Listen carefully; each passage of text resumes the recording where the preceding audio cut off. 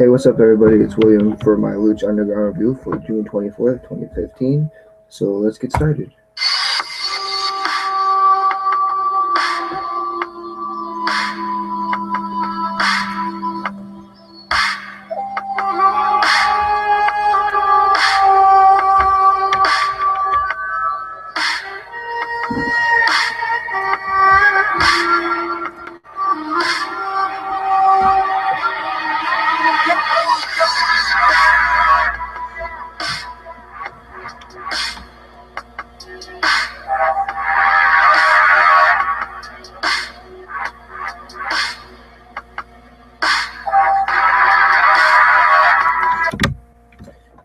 So tonight was a very, very interesting night. I enjoyed it a lot. Granted, I enjoy all Lucha Underground shows because it's one of the best things going right now. Notice how I said one. I started watching more stuff. I'll get to that at the end. So we started off with the first match announced for Ultima Lucha, which is Mundo versus Al Patron. If you watched last week or you've seen my thoughts video, you know that during the all one match all night, Al Patron came in at the end and kind of messed up Mundo, and now they're going at a feud, a rivalry, natural Alberto and Johnny feud. Have we seen this? I actually don't know, but have we seen this in WWE at all? I don't know. I hope this is gonna be good because I feel like it has the potential. So the actual first match starts off with Sexy Star versus Superfly, and not the original Superfly who was masked, because 3 or 4 weeks ago we kind of saw him get unmasked when he lost to Sexy Star, and Vampiro said, "This is Superfly reborn." Is it reborn or is it a quick gimmick change because he was tired of wearing the mask?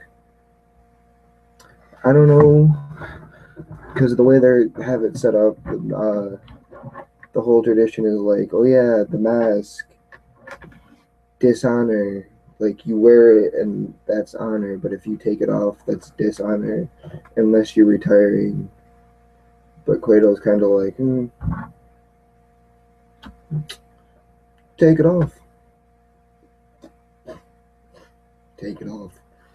If you lose. So, like, I don't know, was it maybe his decision to say, hey, a kind of story, kind of let me take my mask off, or was it kind of just Dario's randomness? I don't know.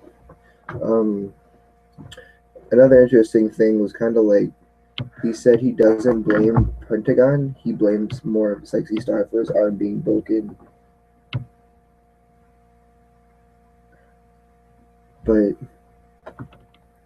you guys were initially friends and you lost fair and square, so how is this Sexy Star's fault?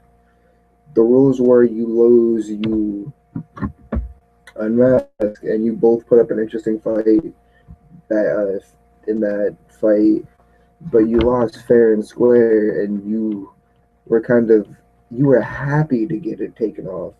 You were kind of like, please, honor, take it off. So you let her do it. So why are you blaming her for your arm being broken when no one saw it coming? That's kind of the only thing I have for that. Kind of doesn't make sense to me.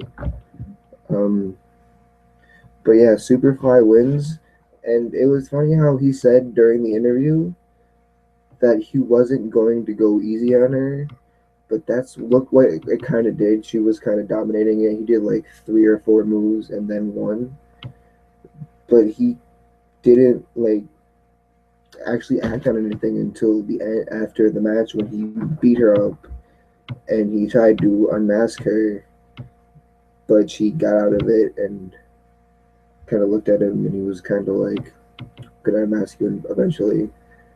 So is this like another setup for Ultima Lucha? Kind of have Superfly versus Sexy Star, kind of like, no way, I'll get, and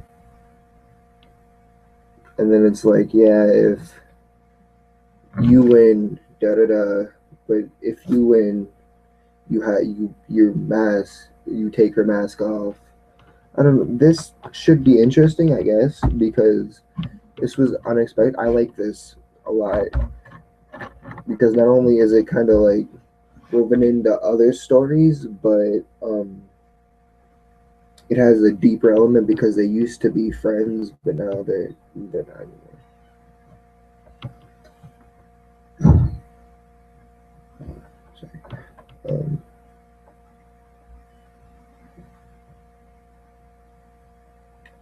Next was supposed to be like a five-way match, but Pentagon Jr. came out and he kind of just called out Vampiro. This this was fast. I wasn't born like I came in at the end of the whole Vampiro years, so I didn't kind of see his rivalries and stuff. But from what I heard, he's a good fighter, and they just kind of with this stare down and stuff like what's been going on. I feel like they're trying to set up for Vampiro to get back in the ring. I think maybe he's trying to fight again, or I think he's actually trying to fight again. This is interesting. Um,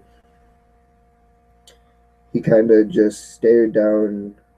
They kind of just stared each other down and asked the fans, "Do you want to see this?" And the fans were all, "Yeah, of course we want to see this. It's your Vampiro, and he's Pentagon Jr., and you're saving things." But the ref kind of he moved them away and was like, "Stop! This isn't. It's not worth it.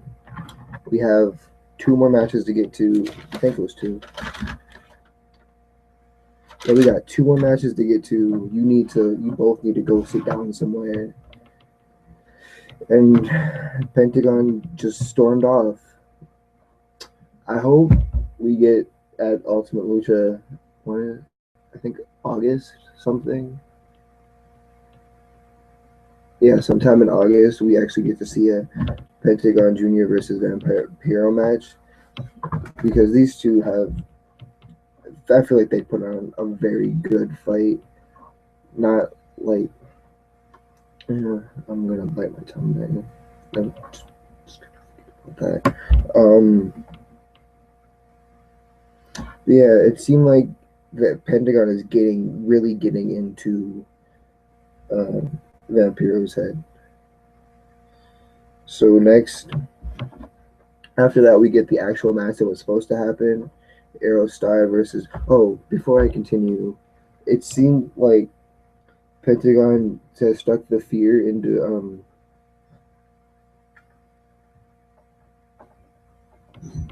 Hold on.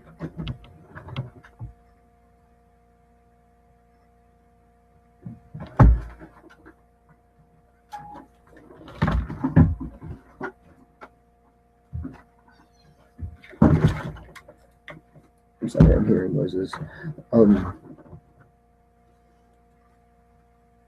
Into the ring announcer because as soon as he tried to go grab for the mic, she instantly ran away. And I don't blame her. I would actually not want to be within 5 feet of him.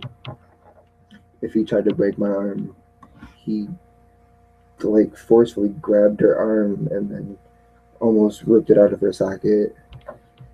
So it's kind of safe to not have each other in the same room. And as soon as like he comes down, you just leave the ring and go do his stuff outside the ring because he might break your arm again.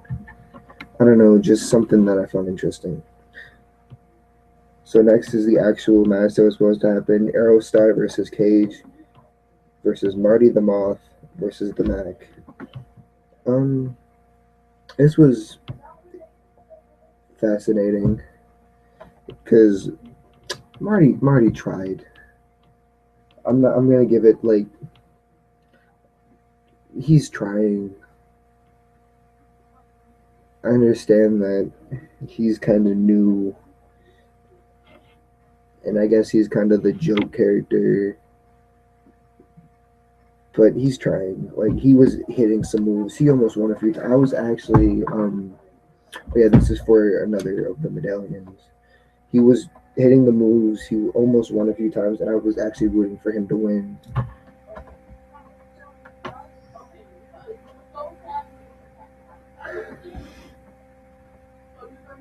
So yeah, I feel like he's just a joke character right now. The Santino Marella of Lucha Underground, kind of stuff like that. Another thing was he picked up Aerostar and he kind of like doing bicep curls before he tossed him. Cage is an interesting guy. Like I don't like him because he just seems like that kind of guy who's overpowered, but he's putting in the work. He's doing all he can to try his best, and he's going places. Like I can see him as champion eventually, but not like um.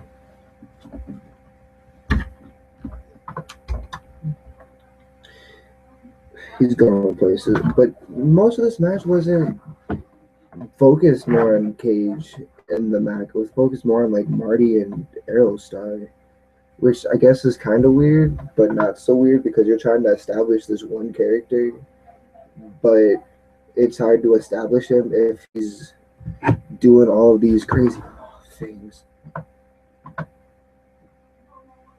Like, sir, you need to stop that shit. Um, and Marty would be able to hit the moves if he would just stop spending time being a moth. What he got on the ropes and just looked at the crowd and did the thing I just did with the whole wave arms thing, and he would have won right then if Aerostar didn't like kick him in the face and then do his stuff. If you're gonna do that, make it like what Aerostar does. He just kind of does a little arm wave thing, and then he goes and he hits you. He doesn't spend 15 minutes showboating for the crowd and then jumping because that wastes time, that wastes energy, that gets them up to do things. But I don't know. Just my little thought. So Aerostar does win, and now it's Aerostar, Phoenix, and Jack Evans that are holders of medallions. So that's 3 down, 4 to go. I really wonder what's going on with these, because Dario Cueto obviously is going to have something very important. Oh, maybe title opportunity, maybe, I don't know. But it's interesting to see. Or maybe that's like a Money in the Bank thing, where if you get all 7, you can like cash it in at any time. But instead of being one big like cash in, oh yeah, I want to cash in here. Oh, I didn't win it here, so I'm gonna wait. Here's another opportunity for me to cash in. It's kind of like me cashing in multiple times if I didn't get that one shot. I think that would be really interesting instead of having like the briefcase that you just open and then you cash in immediately. You get 7 shots. If you waste all 7, well, sucks to suck. I don't know, just very. We had a little promotion, like, onto the next thing. We kind of had a little promo. It was just the trios team training. And Katrina came down and was like, well, why are you training? You're just going to lose to the Disciples of Death anyways, so there's no point. We all die sometimes. And then they get attacked by the Disciples of Death. I feel like this was a tease. I feel like at Ultimate Lucha, it's going to be Angelico, Son of Havoc, and Ivelisse versus the Disciples of Death for the Trios champion. because of the way this is going down. They're just trying to get Mill to get the title, and then these guys to get the title. So it'd be fascinating to see what happens there. I actually can't wait for the first pay-per-view. Um, Speaking of Mil Muertes, the main event, Drago versus Mil Muertes for the number one contenders match. Now, before this even started, Hernandez came down and started whipping Drago with his belt. Obviously, he's upset because he lost to Drago 2 weeks ago in what he thought was going to be like he's gonna take it from Prince Puma, and it'll kind of be like a little. It scared me. I accidentally played my music. Okay, which would kind of be a little fuck you to Conan, but no, Drago won, and he's kind of salty about it. So he spent like 5 minutes whipping Drago, kind of wearing him down for this fight. But it didn't seem like he was worn down that much. He was just whooped, and then he was like, okay, I can still fight. Good job, Hernandez.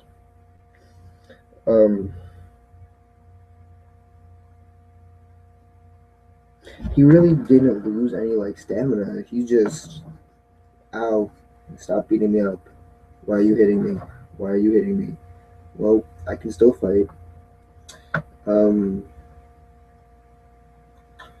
So this was actually I'm starting to like Mil Muertes' matches. Not Mil, but like his matches. Mil has become like this. I'm starting to feel like Mil is just the Undertaker of Lucha Underground, and Katrina's Paul Bearer, and then the Stone is the urn that's controlling him. And I feel like whoever has the Stone controls him, kind of like whoever had the urn control the Undertaker. I don't know. I might be looking too deep into it, but that's how it's starting to seem to me. But yeah, it was very back and forth. But I think the most interesting part about this was when he threw him into the crowd. He buried him under chairs, and then took another chair and was trying to beat the chairs into him so he doesn't get up. I like when they do that because it kind of wears them down, brings them to the crowd, gets the crowd kind of involved in what they're doing.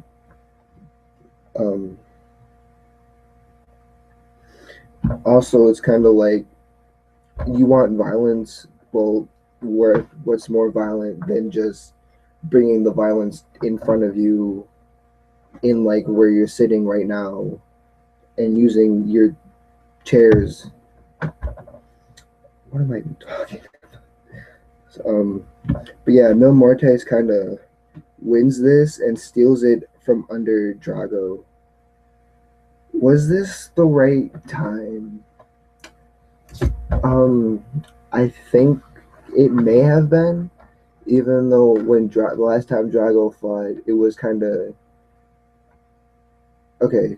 Before the four-way match for the number one contenders, it was you lose, you gotta leave, and then it was you win, you get to stay and you get to fight for the title, but if you lose, you gotta leave. What was the losing stipulation? Do I have to leave tonight or do I stay? That's the only thing that's confusing me. Because Dario hasn't been there in like 2 weeks. Last week I understand because it was the whole one match, one night, 60-minute Iron Man match, so I really have nothing to do. I'm just here just in case it's a tie. Tonight I felt like there should have been something because 1 week, yeah, you lose, you leave. Okay, you lost. Bye. Then was it? Yeah, 2 weeks later, you can't be here. Well, I want the title. Okay, you lose, you leave. Okay, you won. And then 2 weeks later, Oh, were you supposed to do a thing? The fuck it, I've lost track. This is really confusing. Does he leave or does he stay? I don't. It should have been kind of. It should have been thought out. I. But if he stays, I'm happy because Drago is one of my favorites. He has that finesse to him. I hope I used the right word there. So he's just kind of a really good fighter. His gimmick is really interesting, and then he tries. He's had I think some of the best matches so far with King Cuerno and then with Aerostar, the best of 5 series. So, and then the last 5 minutes was just Prince Puma looking down at his opponent from above. And that was Lucha Underground for June 24th, 2015. Yesterday, we did the podcast. My friend Haven is cutting it right now. Hopefully, I can get the audio back, and then I can like maybe put a picture and then put the audio in the background so you guys can hear like our conversations. It was very interesting. We talked a lot about E3. We talked about just random podcast stuff. Hopefully, there's a second one. I really enjoyed it. I think everyone who was there enjoyed it. We had a lot to talk about, and we, based on our lives, we have really a lot to talk about. A lot of things, a lot of stories, interesting topics. So hopefully we do more. Hopefully you guys like it. Um, I'm still sorry about Monday.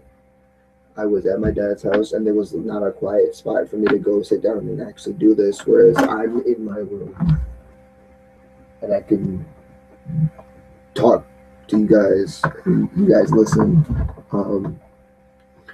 So I'm still trying to work on how I do that. For the other thing I just started last week with the whole my thoughts on this, and this, I'm going to do another one. I just haven't decided on what yet. Hopefully, you guys like that. There's another thing that's the July 4th thing. I'm not going to review for rest the WWE because I'm not gonna be up when it's on. It's like 2 o'clock in the morning. I'm not gonna be up at 2 o'clock in the morning. I wish I could, but I'm not going to. I don't want to say that I promise that I'm going to and then I don't, because then that just makes me look an asshole. And I already did that once with the whole NXT thing. So I'm sorry, I can't review. Let me see what date that's on.